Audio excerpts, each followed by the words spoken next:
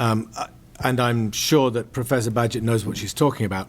I do want to draw your attention to the fact, though, that this is talking about same-sex couples in general, not necessarily those who are raising children.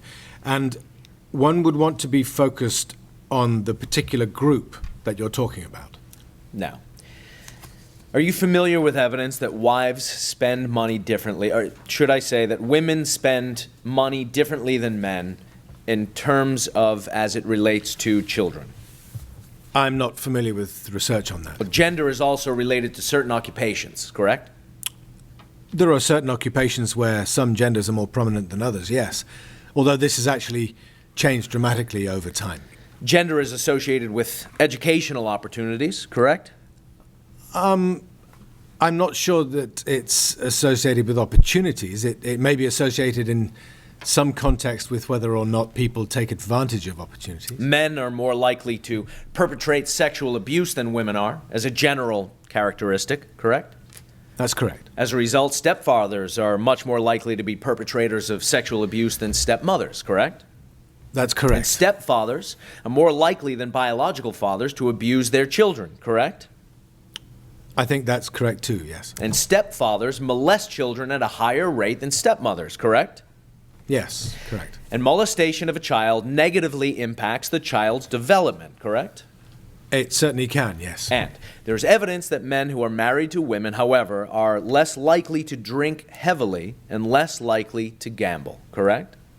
I've heard that research.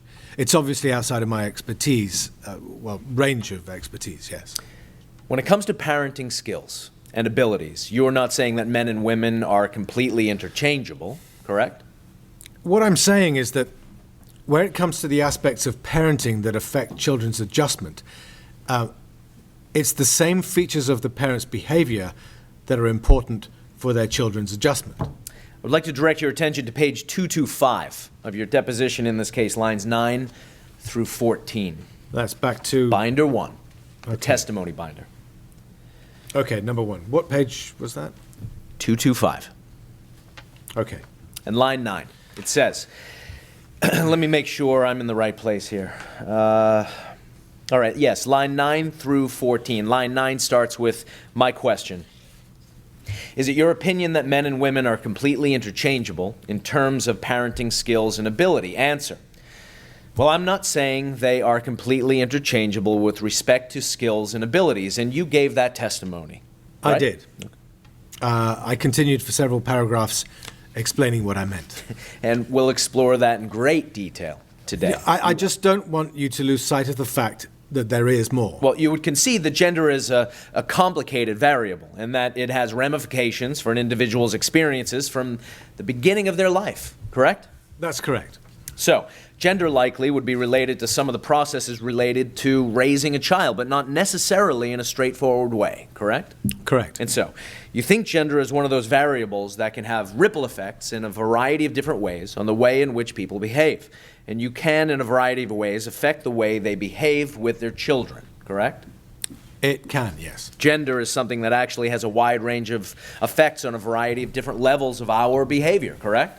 Yeah, that's correct. Fathers' biological and socially reinforced masculine qualities predispose them to treat their children differently than do mothers, correct? I'm not sure about that. No. Let's take a look at tab 9 of your binder, your second binder. And this would be 9A, actually. Uh-huh. And turning your attention, this is from 2000. It's Fatherhood in the 21st Century. And this is something that you were the co-author of, correct? Yeah, that's correct. And I'd like to direct your attention to page 130, and in particular to the right-hand column, the second full paragraph, and it's the third sentence that says, fathers' biological and socially reinforced masculine qualities predispose them to treat their children differently than do mothers. And I'm still not sure where you are, sorry. Oh, okay.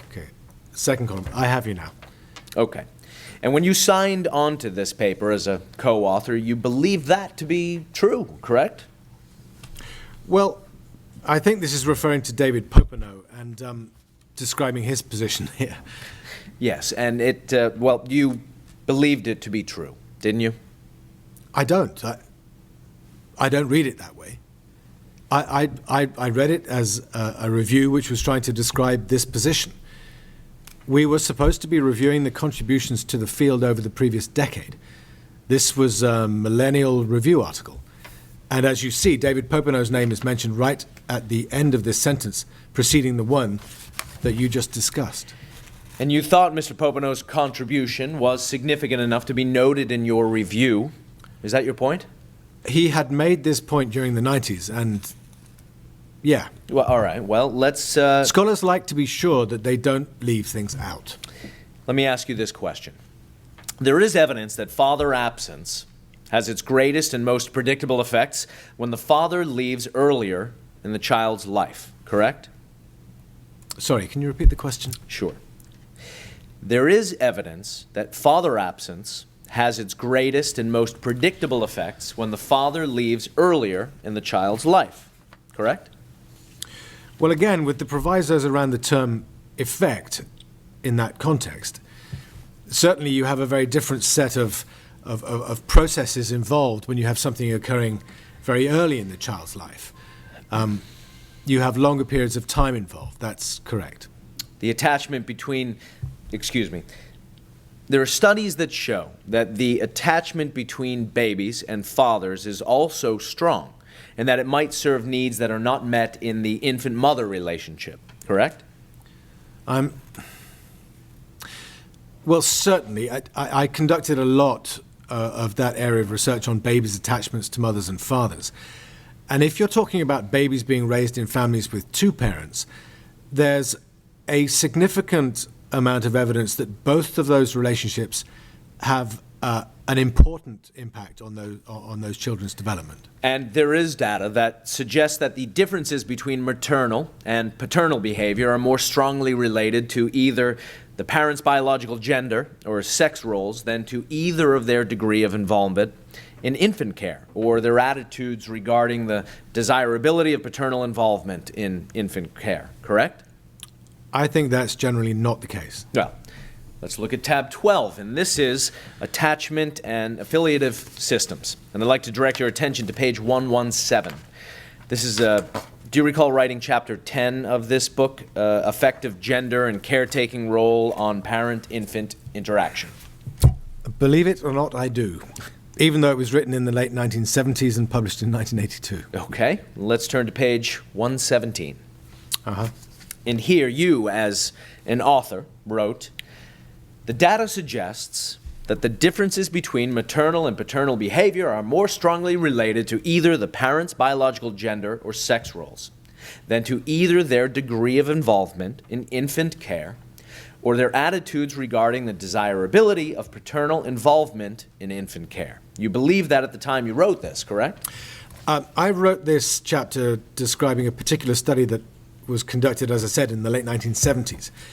And the sentence that you just read was our summary of the results of that study conducted in the late 1970s. As I testified earlier, I certainly believed that at that point that these issues might be really important. And that's why we did studies like this. I also testified earlier that that it is a finding that has not held up in subsequent research. Well, so science was wrong.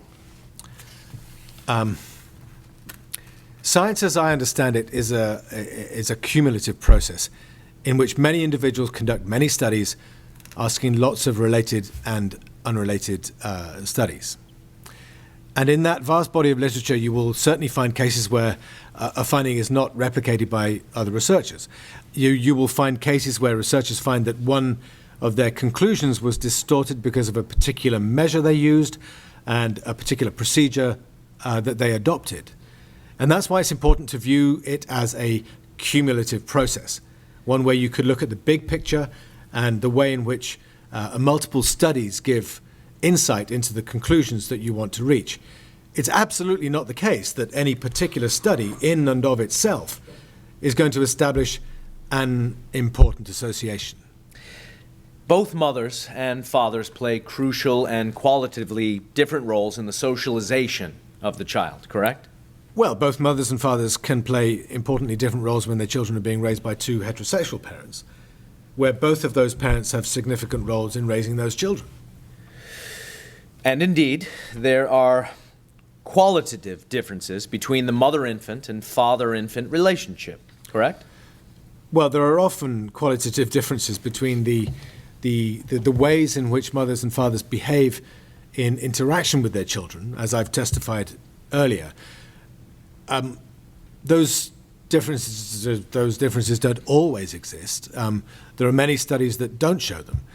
And it's now quite clear that those differences in and of themselves don't significantly affect the children's adjustment. Well, it is disturbing that there appears to have been a devaluation of the father's role in Western society such that many children may suffer affective paternal deprivation, correct? Well, that would depend on the context in which you're talking about. But certainly there are many situations in which children who do not have a father and do not benefit from the committed involvement of that person in their lives. All right, well, let's turn to tab 13. This is an article that you wrote while you were at Yale entitled Fathers, Forgotten Contributors to Child Development. And I'd like to direct your attention to the conclusion on page 260, and in particular to the first full paragraph. The third sentence, which reads in part, "It is disturbing that there appears to have been a devaluation of the father's role in Western society such that many children may suffer affective paternal deprivation." That was the context in which you believe that statement to be true. Well, as you pointed out, I wrote this when I was a graduate student beginning my career, studying the relationships between infants and fathers and infants and mothers. And in that context, in the context of a field where there was a tremendous focus on the relationships between children and their heterosexual mothers, and a complete inattention to the possibility that children might have other significant relationships, I wrote this article drawing attention to the fact that for those many children who grew up with two heterosexual parents, it was important to study the role of those other individuals in the child's life. I wrote another article in the same journal a few years later, and perhaps you have this under one of your other tabs too, in which I pointed out you've done a great job for me in bringing back these great old memories. Actually, there'll be more. I'm sure. Where I focused on the fact that children actually grow up in more complicated social environments. Not only do many of them have significant relationships with their fathers, many also have a relationship or a significant relationship with a brother or a sister, a grandmother, and that we need to look more broadly at the environment in which children were raised. And I absolutely believe that that's the case, and I think it's entirely consistent with what I've been saying. The increase in father's absence is particularly troubling because it is consistently associated with poor school achievement, diminished involvement in the labor force, early childbearing, and heightened levels of risk-taking behavior, correct? Well, again, this is something that we talked about earlier. That is correct. There are those associations. The interesting question is, why do those associations come about, and how can we understand those associations? And boys growing up without fathers seem especially prone to exhibit problems in the areas of sex role and gender identity development, school performance, psychosocial adjustment, self-control, correct?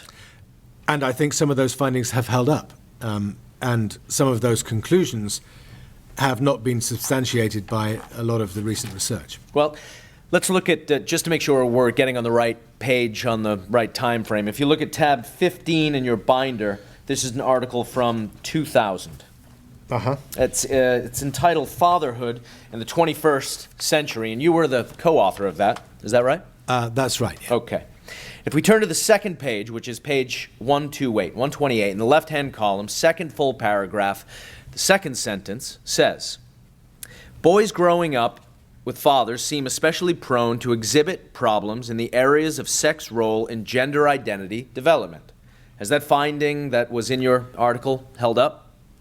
That finding is not as clear in the larger sample studies that have been conducted. The quotation there was a citation to a study done by a psychologist, Mavis Hetherington. And most of the research on the effects of father absence, as we've discussed it here, doesn't show those differences in sex role and gender identity development. All right. Now, how about the finding that you reference in your 2000 paper about boys without fathers being prone to poor school performance? Has that held up? Yes. And what about psychosocial adjustment? Has that finding with respect to that held up? Yeah, we talked about that on in the direct examination. There are those correlations. And what about self-control? There certainly are differences associated with self-control, particularly manifest, say, in difficulties with delinquent behavior in adolescence. Look, is there a causal connection between father absence and these problems? No.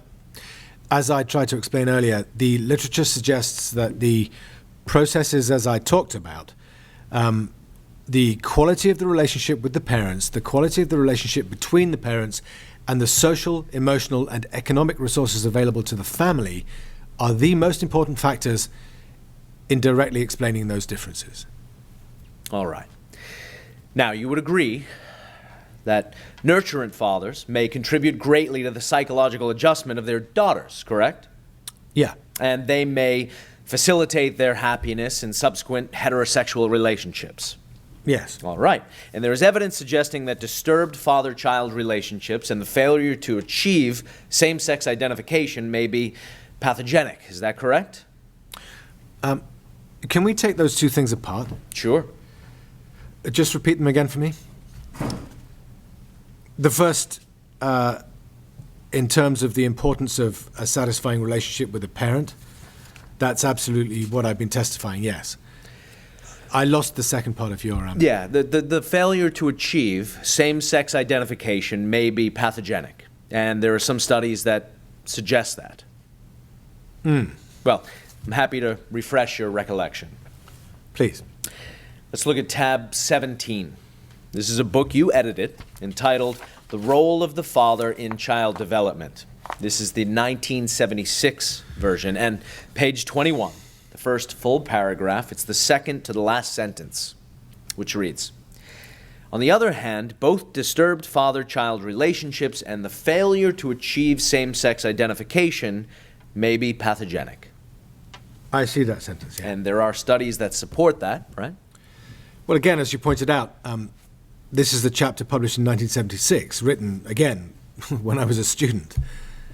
And the citations here are to one paper from 1961, two from the 50s, and one from 1965.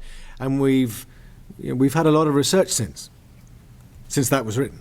Okay, and so those perhaps... Well, as you pointed out, there have been subsequent editions of this book, reflective of the fact that we've learned more and our understanding of these phenomena has improved.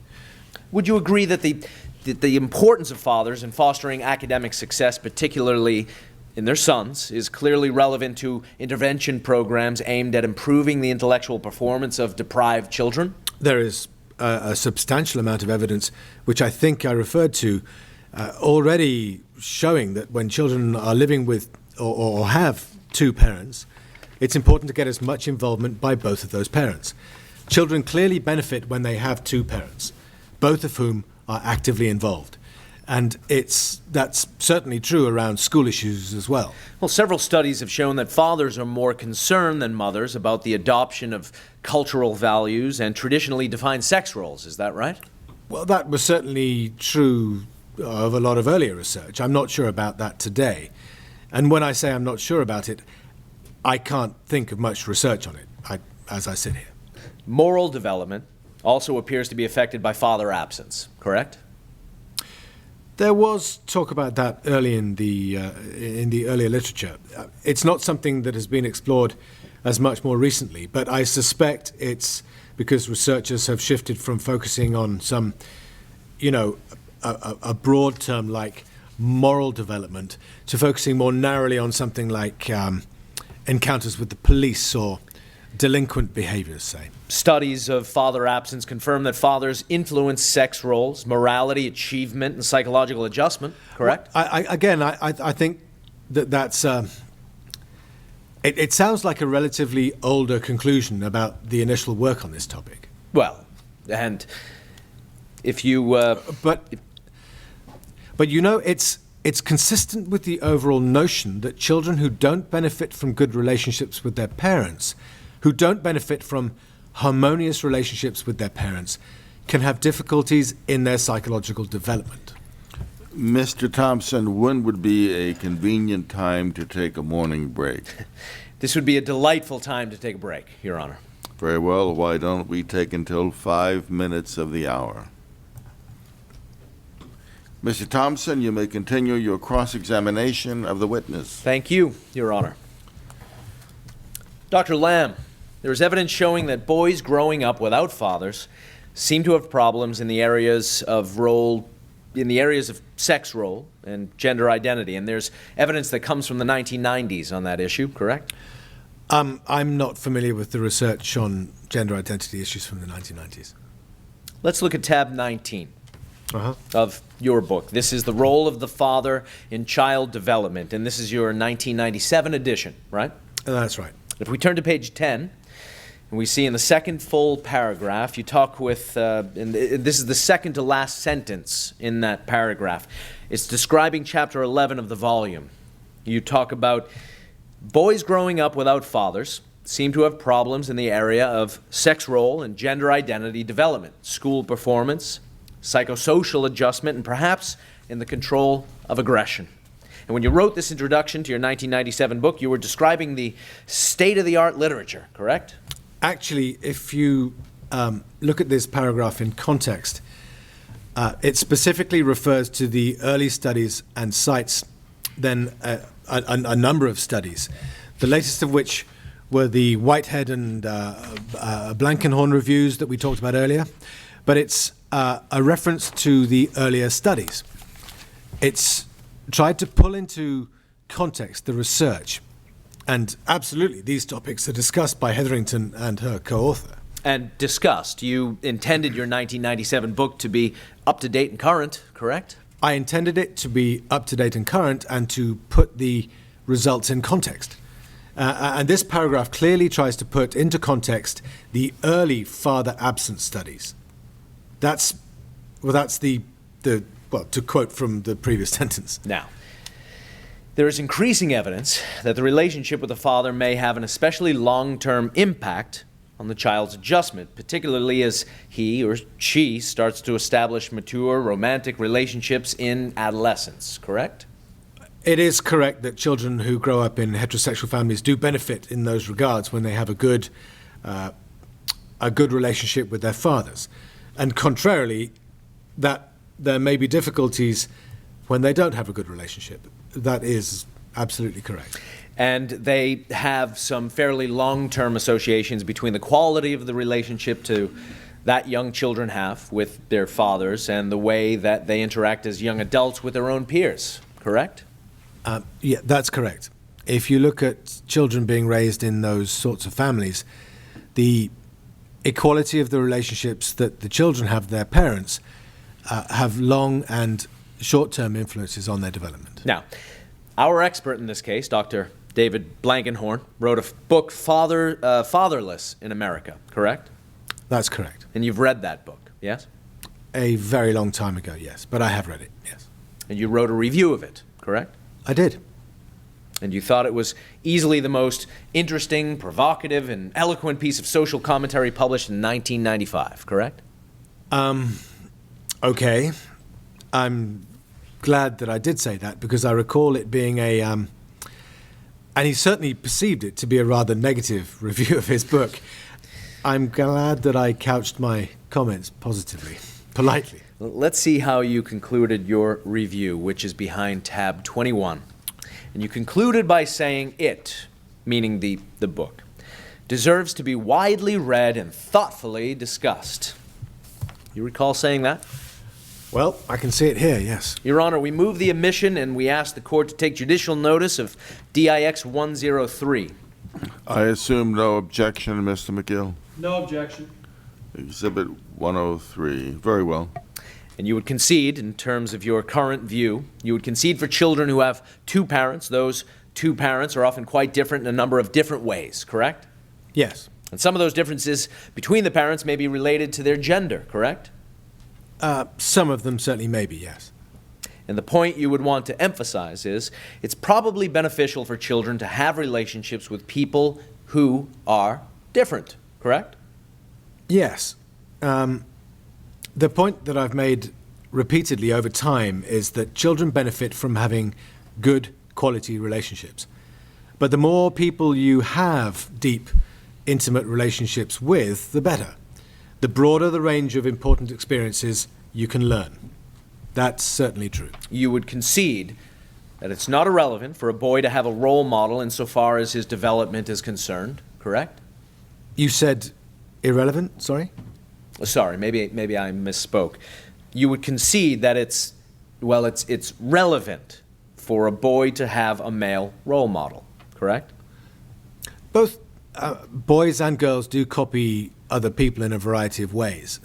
And to the extent that that's what you mean by having role models, yes, that's one way in which children learn about different ways of behaving. But just so the record is clear, it's not irrelevant for a boy to have a male role model insofar as his development is concerned, yes or no? Well, of course, I think I just said children do benefit from and use role models, and society is replete with role models. So that's a yes. Yeah. There's certainly research that talks about the influence on children's gender roles as it relates to the availability of role models outside the home and in society at large, correct? Yes, there is. The evidence more specifically is on the extent to which children do seem to make a great deal of use of role models both inside and outside the home. And in your opinion, there isn't any evidence that suggests that it's really important for children to see traditional role modeling between a man and a woman in the home in which they're living, correct? Well, whenever I hear the word any, my antennae usually start to wiggle. Well, let me refresh your recollection. If you turn to your Howard deposition, which is in your testimony binder, and that's behind tab 4. I'd like to direct your attention to the deposition at page 50, and let me know when you're there. I'm there. And you were asked on line 19, do you think it is important for children who are brought into foster care to see traditional role modeling between a man and a woman? Answer, there isn't any evidence that suggests that it's really important to see that in the home in which you're living. And in part, that may be because kids are exposed to so many examples of different forms of roles and role models outside the family as well. Did you give that testimony? Yep, looks like it. And when you talk about role models outside the home, you would include in that group people on TV to be a role model for a boy without a father, right? Yes, I think that's often what people mean. But I think in most real-world situations, it's often other people that the child comes into contact with, teachers, relatives, friends. And assuming all other things being equal, children who have a good relationship with a committed, involved, caring father would do better than those who didn't have that relationship, correct? Yeah, when children do have a father, having that father involved in their life is very important to their development. For the reasons that I explained earlier. Having a mother is also important for child development, isn't it? Having an important supportive relationship with the people who are taking care of you is really important. That's correct. Do you think having a mother is important to a child's development, yes or no? To a child, I would have to say it depends. So, there are some circumstances in which it would be absolutely irrelevant to a child whether they were not with their mother. There are certainly some circumstances in which children do perfectly well when they are raised by somebody other than their biological mother. And is there a rich empirical literature in your field demonstrating that mothers are irrelevant to the psychological well-being of their children? I think you've misstated that, what I said. I'm asking a question. So, and my question is, I'm not misstating, I'm just asking a question. Is there a rich empirical literature in your field showing that mothers are irrelevant to the psychological well-being of their children? I think one would have to ask what is meant by the terms mother in that context. It's obviously a term used to mean a number of different things, and it's important to determine whether you're talking about the person who's biologically conceived, bore, and deliver the child, or whether you're talking about the person who is playing a key role in the raising of that child and forming a social role as a parent. I've testified not only here but in everything that I've written about the importance of the relationships that children have with the people who are taking care of them.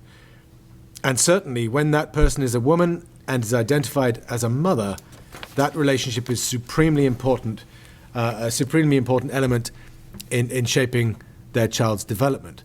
By the same token, we know that the gender of that person is not the important factor that makes that person an important contributor to that child's development. Now, in your report, in this case, you made reference to a traditional family. Do you recall that? Yes, I did. And a traditional family, as you were using that term, was a family with a married biological mother and father. Is that right? Well, I think I usually mean broadly, well, broader than that. Cases where there's not only a married family with a biological mother and father, but the term usually refers to also the ways in which children are reared, with a stay-at-home mother and a breadwinning father, with the early childcare predominantly provided within the home, and anything that would involve a deviation in some respect from those would be seen as a non-traditional family. And there are some elements of society, broadly defined, that still assume that a traditional family is best for children, correct? I think that there are probably elements in society who might believe that, yes. And even among social scientists, there is a diversity of opinion about those factors, correct? Well, I think that the consensus in the field is that family structure variables like those are not causally important in identifying or affecting children's adjustment. I'd like to ask you a few questions about the importance between the genetic link between parent and child. Certainly, we know that personality or temperament is something that is under genetic influence, yes or no? Yes. And there are similarities between genetic parents and their offspring with respect to some of those factors, correct? There can be similarities. Of course, since people have two biological parents who may be different on a characteristic, it's quite common for those offspring characteristics to be like those of neither of their parents, that it blends. It's also quite common for a child to be like one parent and unlike the other. So it's certainly not the case that children are always similar to their biological parents with respect to temperament and personality, although that's certainly one of the factors that can influence those things. And those similarities between genetic parents and their offspring would influence children's adjustment, correct? If there were similarities between parents and children, it might influence the child's adjustment in a variety of ways. Usually those differences themselves wouldn't be represented as differences in adjustment, though. Those would normally be variations in temperament or personality. But you could conceive of a situation where somebody's temperament's something that makes them irritable, makes them impatient, that might affect their parenting. So in that way, it might affect the child's adjustment. Well, now you said it might affect the adjustment just now. Let's look at what you said during your deposition. I'd like to direct your attention to binder 1, your deposition in this case, which is behind tab 1. It's page 257. Let me know when you're there, sir. Okay. All right. And line 7. Certainly, We know that personality or temperament is something that is under genetic influence, and there are similarities between genetic parents and their offspring with respect to some of those sorts of factors, and those would influence children's adjustment. So, genetic factors in that sense are significant issues to take into account when trying to understand children's adjustment. You gave that testimony? Yeah. All right. Now, I'd like to ask you some questions about the importance of family structure. You would agree that marriage is correlated with some of the child outcomes described in your report, correct? Yes, it's certainly correlated with them. And the ways in which marriage is associated with those outcomes are complicated, varied in both direct and indirect pathways of influence, correct? Yes. Yes, I'm sorry. And let's look at another type of family structure, a reconstituted family. Would you agree that there's a fairly substantial body of evidence suggesting that the addition of a stepfather into the home is often not a positive event for children, and that it affects the dynamics within the home in negative ways? That's certainly true, yes. But you don't think family structure affects family processes, correct? Well, in that particular example, the difference in the family structure would be associated with the process.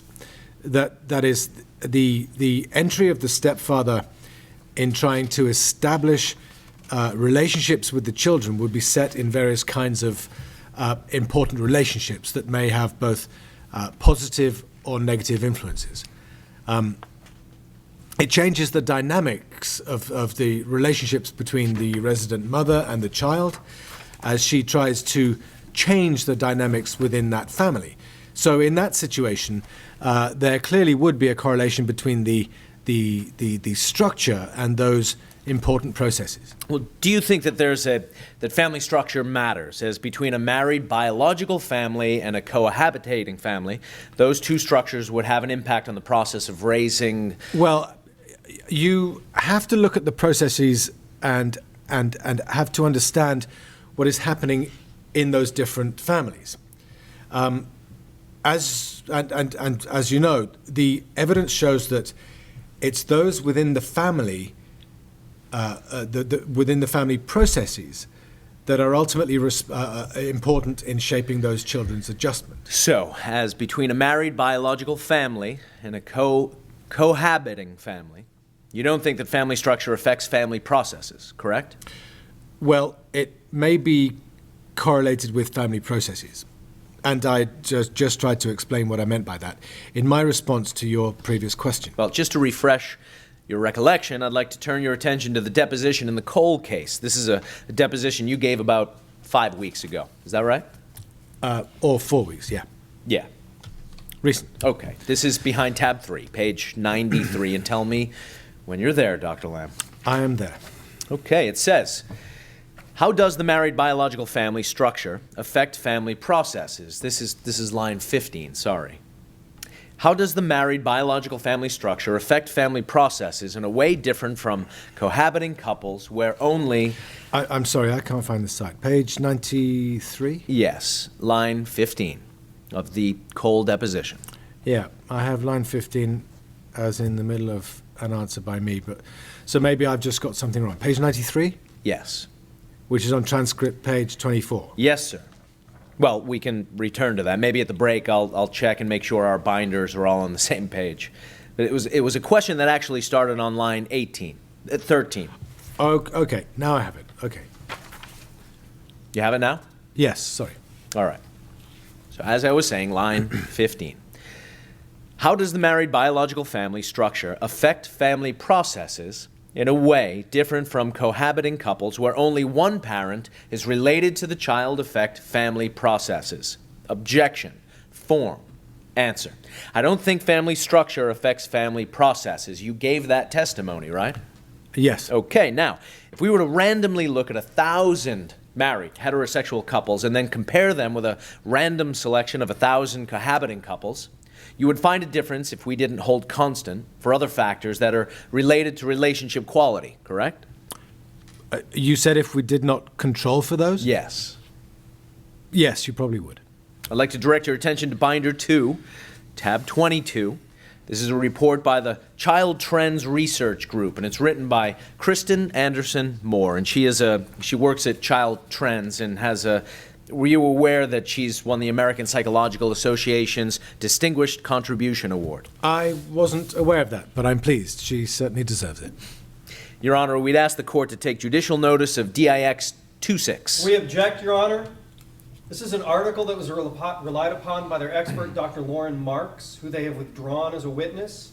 It seems to me improper for them to try to get the materials of their other expert relied upon through my expert, through some kind of judicial notice. Well, I think the witness can be asked about the article. Whether it will be admitted into evidence may be another matter. Well, Your Honor, if I just may respond to that with 2 points. First of all, we withdrew Dr. Marks and the other experts because of the concerns about the video recording. As the court will note, they were withdrawn on the eve of trial, before we had the stay from the Supreme Court. They were extremely concerned about their personal safety and did not want to appear with any recording of any sort whatsoever, and that's one issue. But second, and apart from that, is there's no limitation on the court's ability to take judicial notice of this sort of material. It's precisely the sort of thing that the Supreme Court and Brown and Rowe and Grutter and Lawrence took judicial notice of. There's nothing to prevent you from putting this document before the witness and getting his reaction to it, and that is what I'm suggesting you do. Yes, Your Honor. Okay, very well. All right, so now turning to page, let's see, it's the second page of this document, and it's at the last carryover sentence. She talks about, the author states, it is not simply the presence of two parents, as some have assumed, but the presence of two biological parents. And they've italicized two biological parents. That seems to support children's development. You didn't even consider this document when you put together your first report, did you? I didn't. I don't know whether I considered it or not. I've certainly seen it. It's a research review put together by these very well-respected people as a public education document. It's not a scholarly publication, although it does review such scholarly work. It's primarily designed to contribute to the popular understanding of these issues. I want to make it clear that while I may not have cited it, it's certainly not something that I would want to distance myself from.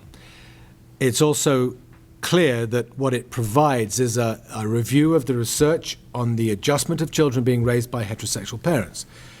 And its focus is on reviews and summarizes research that concerns the adjustment of children to have been born to heterosexual parents and grow up in either two-parent families with those biological parents or in families where they are only with one of those biological parents. And I believe, and I haven't had a chance to reread it, it probably also talks about the effects of step-parenthood. So one has to put that into context.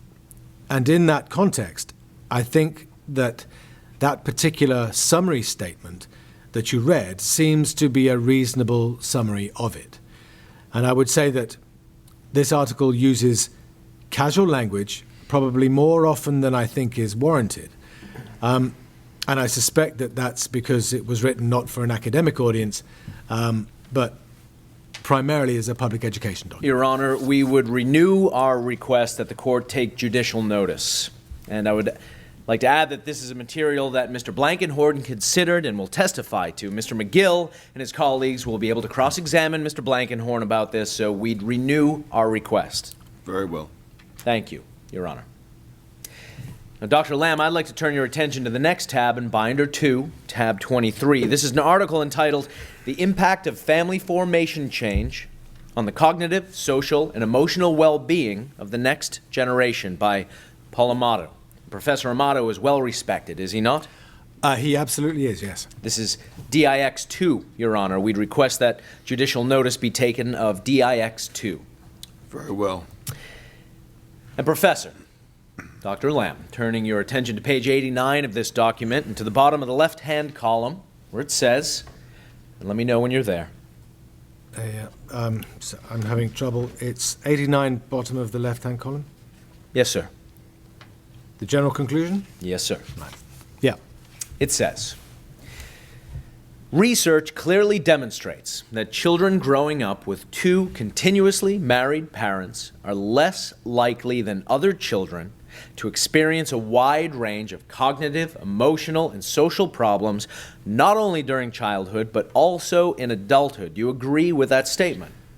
That is a summary of the research that he has reviewed here. And again, the important thing is to remember that he's reviewed large-scale studies of children being raised by heterosexual parents in various family configurations. And he concludes that paragraph by saying, this distinction is even stronger if we focus on children growing up with two happily married biological parents. And has he accurately summarized literature, in your opinion? Well, I think that's entirely consistent with what I testified about the importance of relationships between individuals raising the child. So that would be a yes. He accurately summarized the literature. Yes, sorry. Turning to attention to tab 4, this is a document by the Institute for American Values entitled The Consequences of Marriage for African Americans, a Comprehensive Literature Review.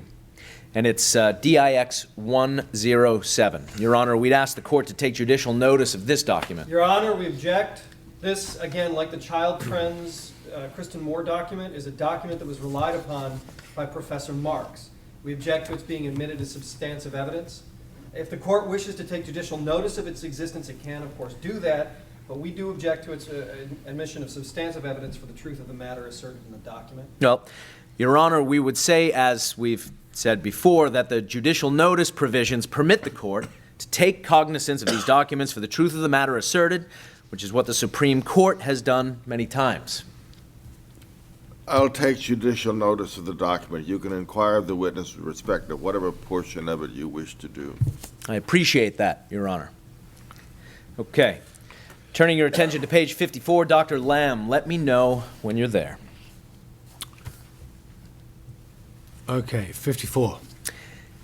And in the 6th paragraph, it reads, for African American children, parental marriage produces important benefits.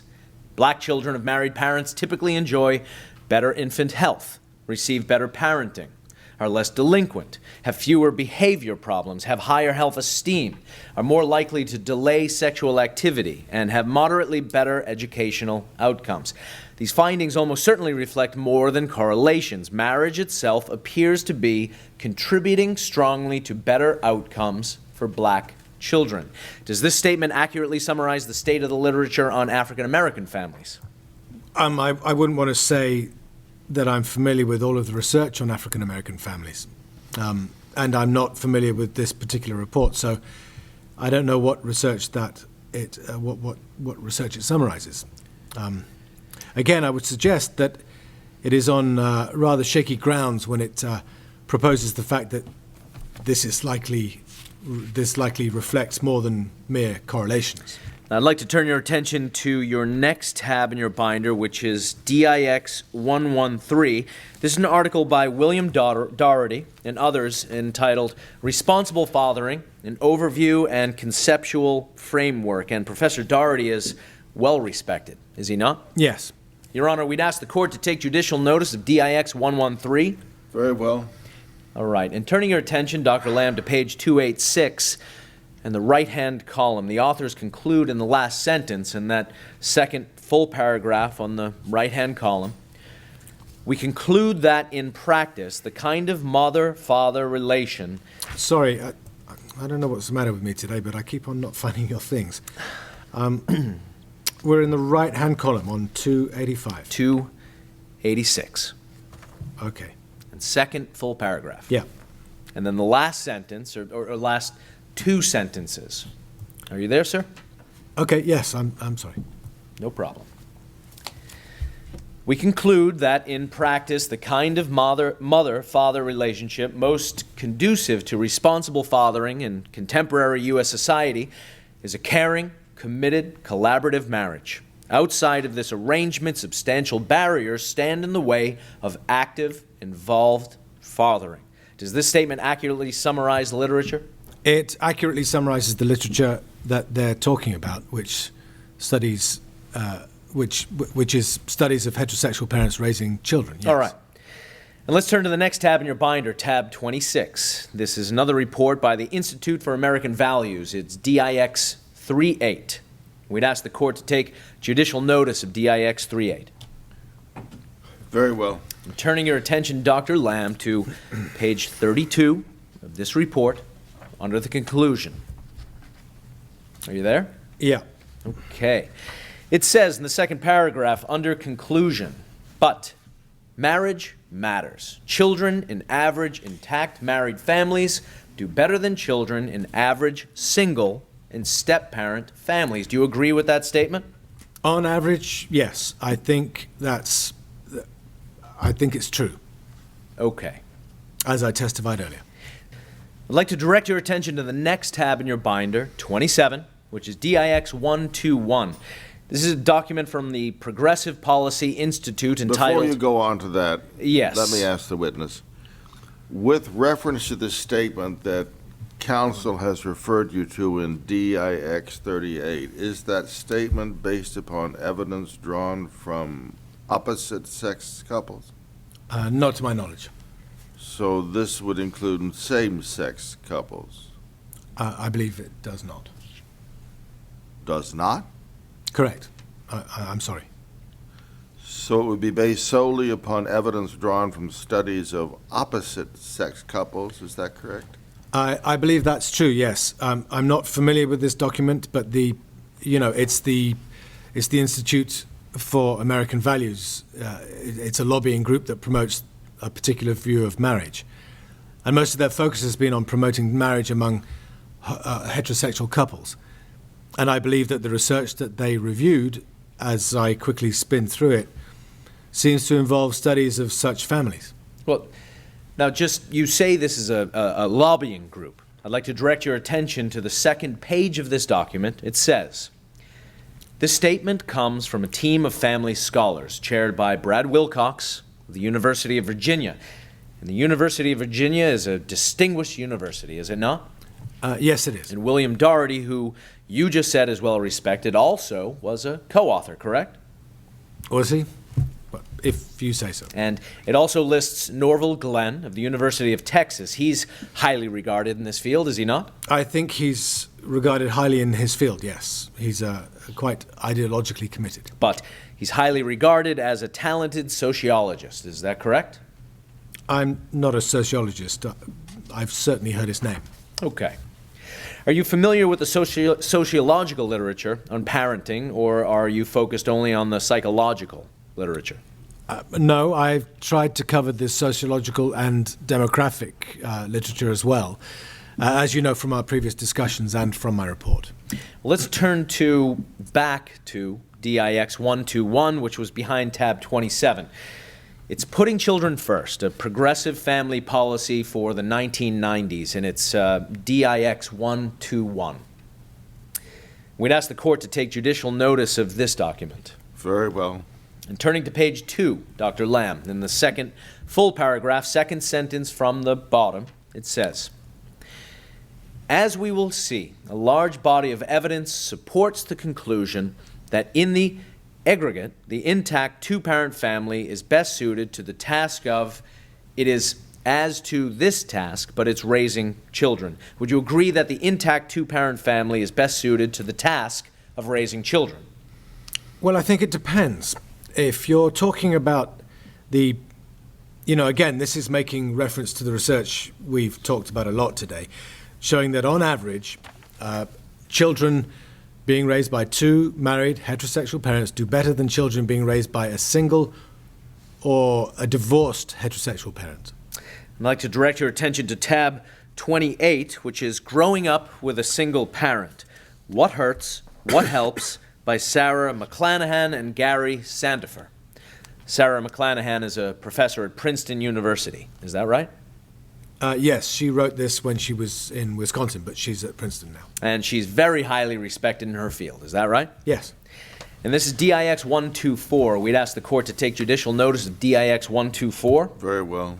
And direct This, are you familiar with this study, Dr. Lamb? Yes, I am.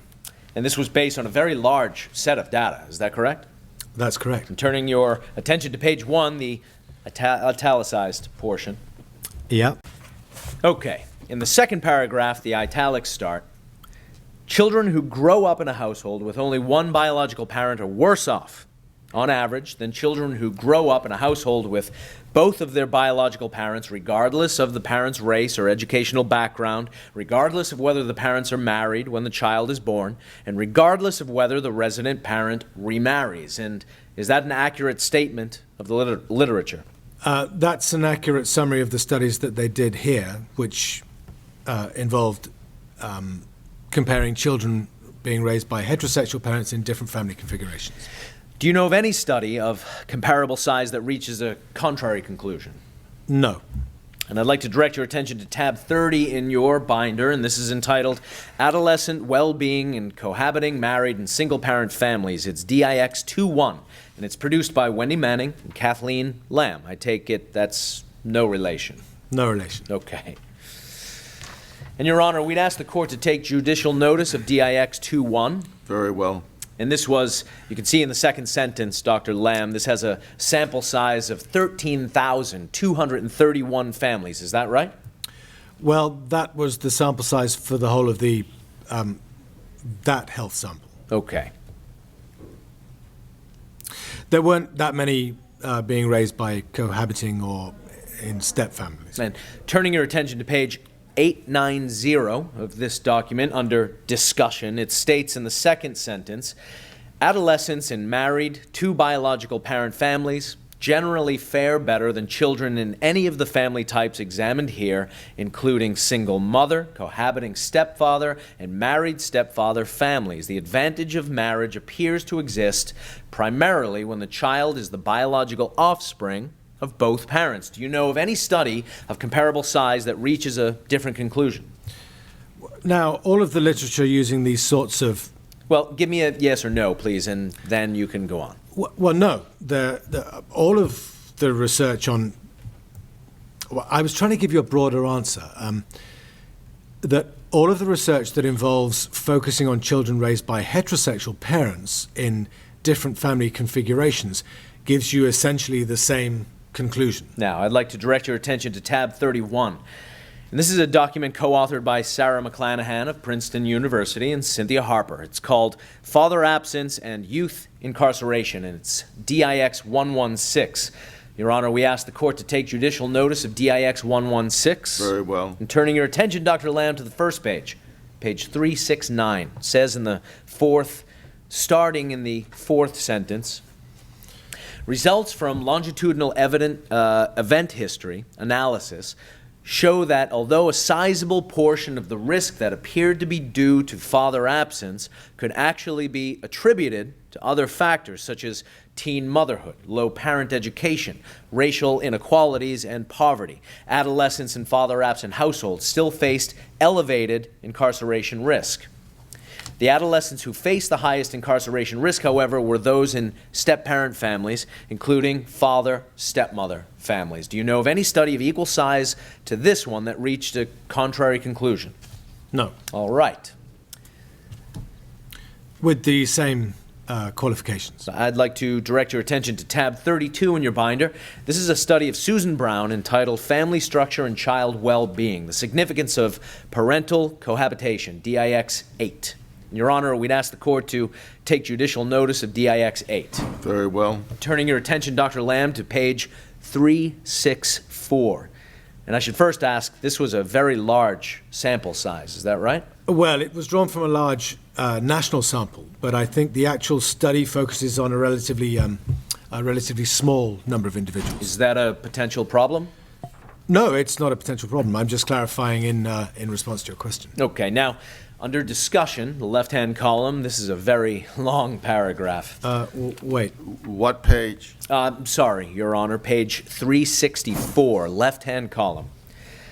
Let's do it from the back. The third sentence from the bottom, it reads, Adolescents living in cohabiting step families have significantly higher levels of behavioral and emotional problems and lower levels of school engagement on average than those in two biological parent married families. And you don't know of any study of comparable size that reaches a different conclusion, correct? Not involving adolescents, no. All right. I'd like to direct your attention to tab 33, and this is a study by Paul Amato entitled Parental Absence During Childhood and Depression in Later Life. And, Your Honor, we would ask the court to take judicial notice of DIX 103. Very well. Dr. Lamb, turning your attention to the summary at the beginning of this document, it's the second page of the exhibit. Professor Amato states in the second sentence, whites and African Americans, male and female separated from the parent, score higher on a measure of depression than those raised in continuously intact families. And that is consistent with your understanding of the findings of the social literature? That is, yes. Okay. Give me the page reference again. Yes, Your Honor. This is the, it's page 543. Thank you. Yes, certainly. Professor, turning your attention to tab 34, which is a document authored by Bruce Ellis.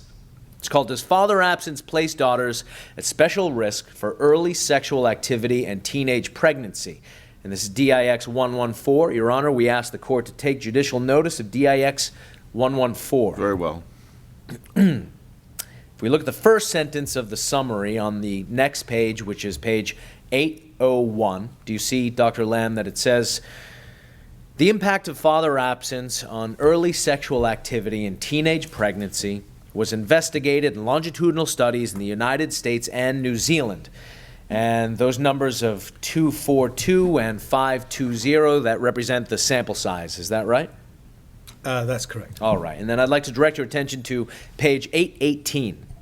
818. It's the very last paragraph of the report, and it says, tell me when you're there, sir. Yep, I'm there. It says, in conclusion, father absence was an overriding risk factor for early sexual activity in adolescence pregnancy. Do you know of any study of comparable size that reaches a different conclusion? Well, actually, this is an interesting one for you to raise because in the most recent issue of Child Development, there's another paper focused on precisely this question and designed to address the one weakness that these authors themselves acknowledge in their discussion here, which is that the fact that they weren't able to control for the possibility that there were genetic differences, ones that we talked about earlier in this discussion. That analysis by Mendel and his colleagues makes it clear that this conclusion was incorrect.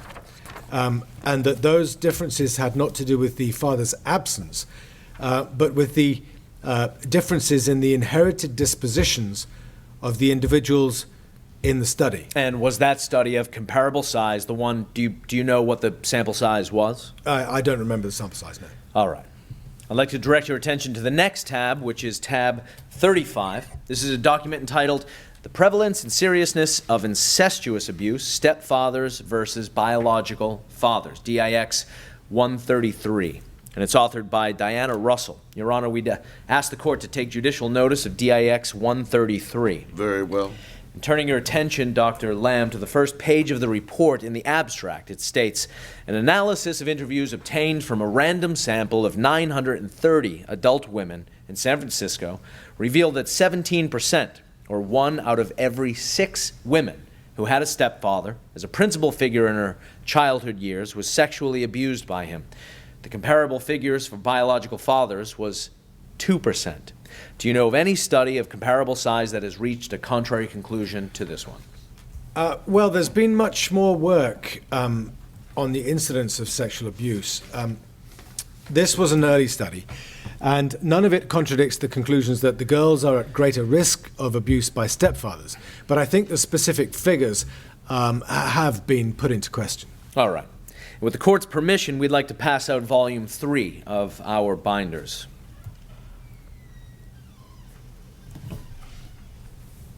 Can I put away the previous one? Well, not one, not your prior testimony, but you may put away 2. Very well. How many binders do we have with this witness? We're halfway home, Your Honor. Dr. Lamb, I'd like to change topics now from the biological parenting to talk for a moment about divorce.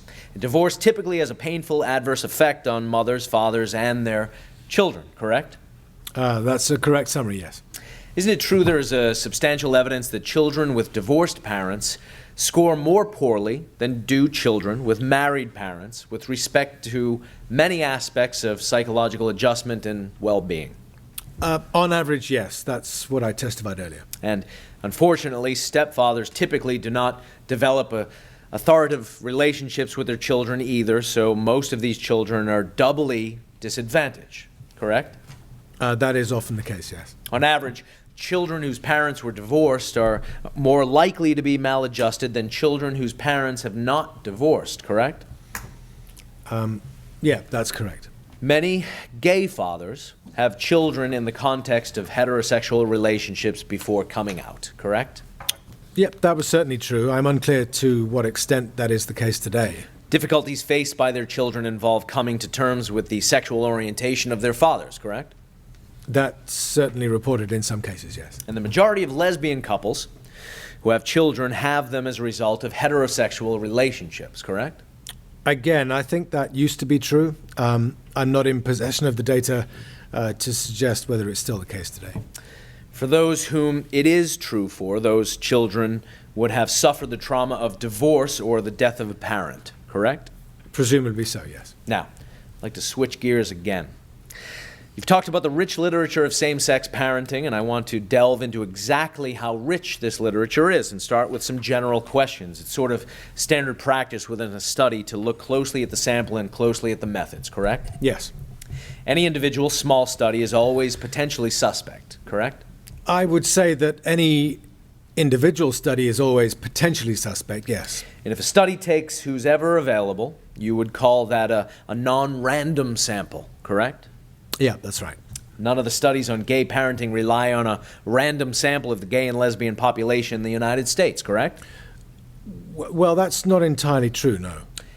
Which study draws on a random sample of gay and lesbian individuals in the United States? Well, I'm only interested, of course, in those who are raising children. So I presume that's what you meant in your question. Well, let's start with a first proposition. There's no study that can speak to the parenting abilities of gays and lesbians who don't have children, correct?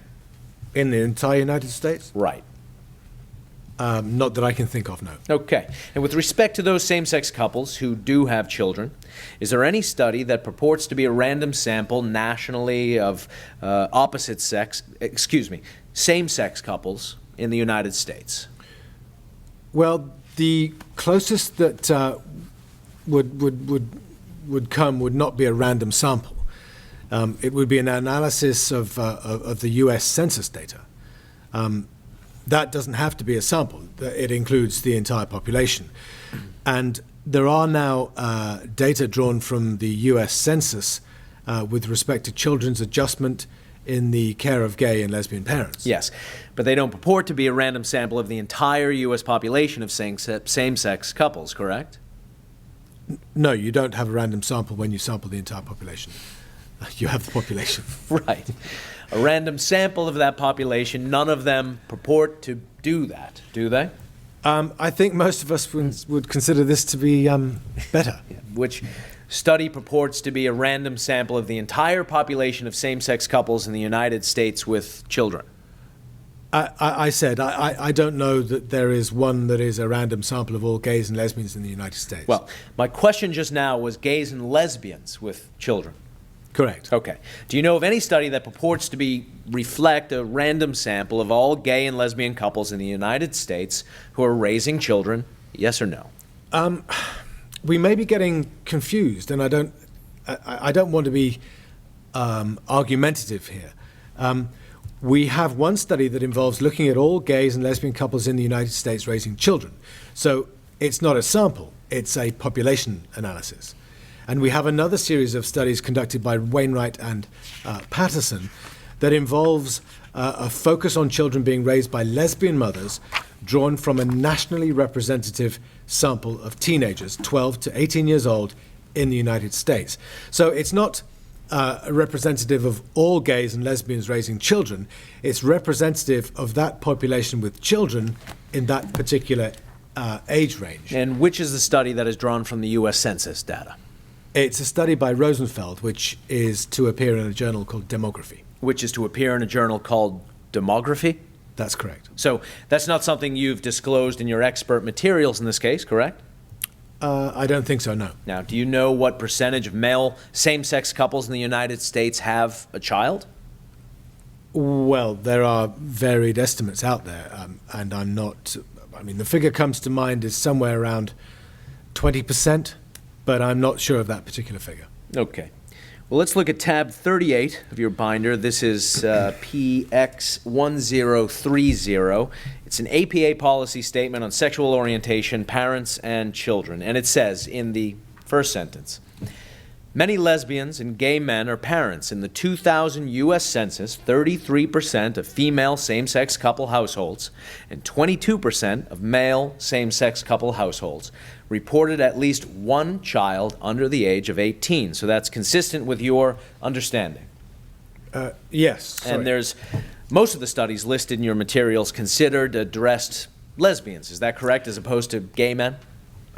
Most of the studies do, that's correct. And there's much less research on gay fathers, primarily because there are fewer gay fathers than there are lesbian mothers who are living with and raising their children, correct? I think that was certainly initially true, and also gay fathers were much more difficult to locate. And the lesbians that have been studied tend to be better off than average, correct? Better off financially? Yes, Your Honor. Thank you. I don't know about that. Well, all right, we'll explore that later. I'd like to direct your attention to tab 39, which is a document called Who's Gay Community? Social Class, Sexual Self-Expression, and Gay Community Involvement from the Sociological Quarterly. I'd like to direct your attention to page 454. I apologize, I'm just looking for the place. Let me ask you it this way, Professor. Would you admit that one obvious concern brought up by trying to research gays and lesbians is that you're confined to a sample of those who in some ways identify themselves as gay and lesbian? Yes. You will agree that there's some suggestion that the samples that are drawn tend to be from the experiences of middle-class gay and lesbian individuals and don't reflect the full totality of the gay and lesbian community. No, that wouldn't be true. All right. Well, let's look at 39A, which is the next tab in your binder. And I'd like to, this is a document called Appearances Can Be Deceptive, Self-Selection, Social Group Identification, and Political Mobilization. And it's authored by Scott Gartner and Gary Segura. Professor Segura will be testifying next week on behalf of the plaintiffs. This is DIX 1100.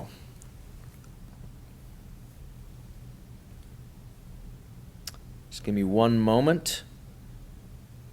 DIX 1100, and we would ask the court to take judicial notice of this document. Very well. All right.